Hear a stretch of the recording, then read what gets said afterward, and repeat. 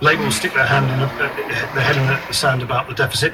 Then, of course, that's something we'll look at. Not at all costs, of course not. I don't want Liberal Democrats to be in coalition just for the sake of it. I want to do it, as we did last time, for the sake of the country. Now, while you go around the whole of the country, just about everywhere outside of Corby to avoid me, Prime Minister David Cameron did come into these studios earlier this week, and I told him about you thought that his concern to have the Greens take part in the debate was rather misplaced. This was his response. He didn't want the Greens in the debate because, the Greens might take some of his voters away. Well, I understand that, but that's just his self-interest, and he's dressing that up as some high principle.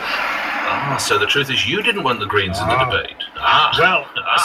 Since then, of course, the plot thickens, because having expressed truly moving and touching, dewy-eyed compassion for the fate of the Greens, now David Cameron said he's now equally worried about the fate of the DUP.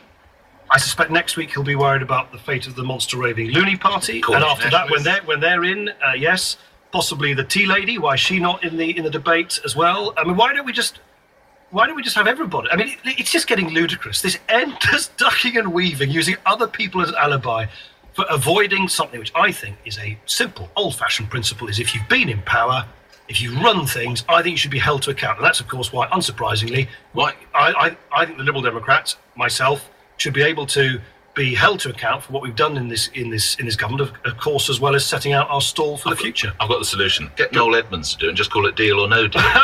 There could be 20 round of you around with boxes.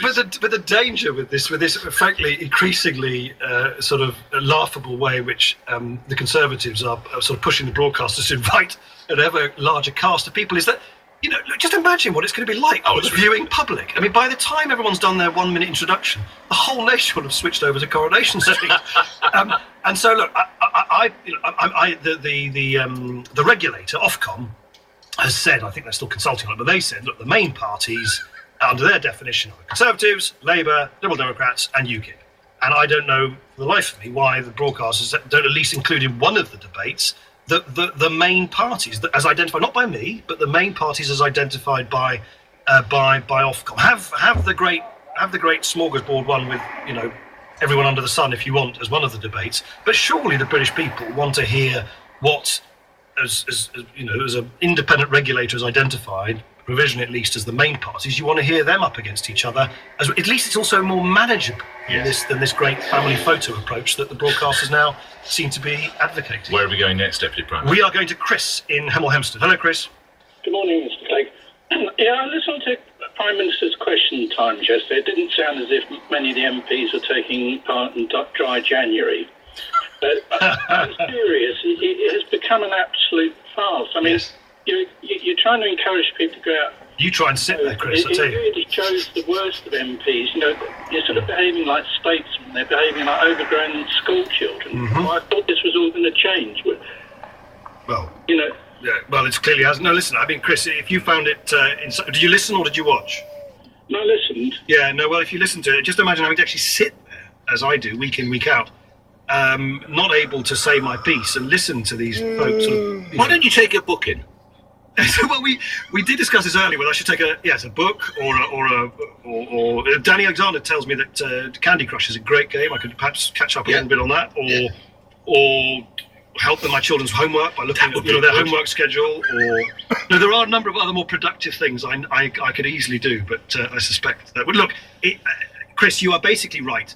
Joking aside, I think it has descended into the most fascinating Yahoo kind of politics. That the only people who get excited about it are the people in the Westminster Village who sort of think this. The whole world revolves around who said what, who made what joke. The vast majority of the British public, if they listen like you, Chris, they're pretty unimpressed. Actually, the vast majority of people don't listen at all, and perhaps that is that's a blessing in disguise. Because I think if more people did see what happens every half an hour from midday to 12:30 on a Wednesday, they'd be even more kind of disillusioned about Westminster politics than many people already are. We move on, Mr. Clegg. Where do we go? Mary in Finchley. Hello, Mary. Hello, Mr. Clegg. Nice to speak to you. Yes, nice to speak to you. My question to you is, why was the winter fuel payment ever made universal? It is so misused. It should be for those pensioners on pension credit, or the poorest pensioners, to pay their winter fuel. Instead of which you find people shouting and screaming as to why they shouldn't get it. They're entitled to it. They might not even be in this country in the winter, or they've got so much money they just spend it on more presents for their grandchildren. No, Mary, look, I think I'll come kind of a minute to what I think we should do, but you're not alone in this.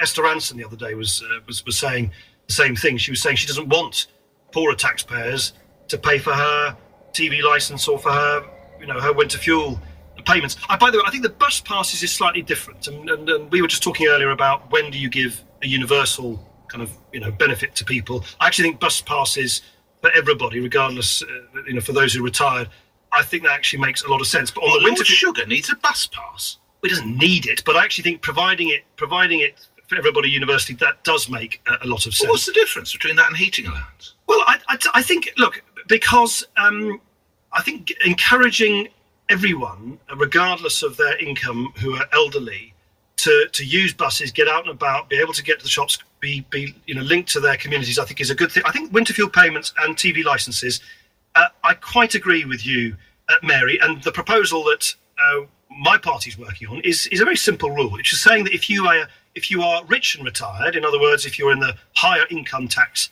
bracket, and of all the people who retire, that's only 5% of people who retired, of pensioners, you shouldn't be asking much lower income folk through their taxes to pay for your TV licence or your winter fuel payment. And by the way, it's extraordinary that apparently, I think this is right, the Conservatives are now saying they'll protect these benefits for the very wealthiest in society, and then at the same time they'll clobber young people by taking housing benefit away from young people. How on earth is there any generational justice, yet alone social justice, in saying to the rich and the retired, we won't ask anything from you, but to ask young people who are trying to sort of start out in life and may not have got very much money to spend, but by the way, we're going to yank housing benefit away from you. It doesn't seem to make any... And I have to say to you, it's going to be one of the debates, Mary, that I think is going to become increasingly interesting over the next few weeks between now and the general election. What I find rather confusing here, Mr. Clegg, and you always enlighten me in matters such as these, is that the Lib Dems are perfectly happy to allow Bruce Forsyth to get on the bus free, but they're not happy to give him some money to heat the house. Either we're helping elderly folk or we're not. Yeah, look, Nick, I'm totally open with you. As we said earlier, there are things like the NHS, like help to disabled children, and in this case,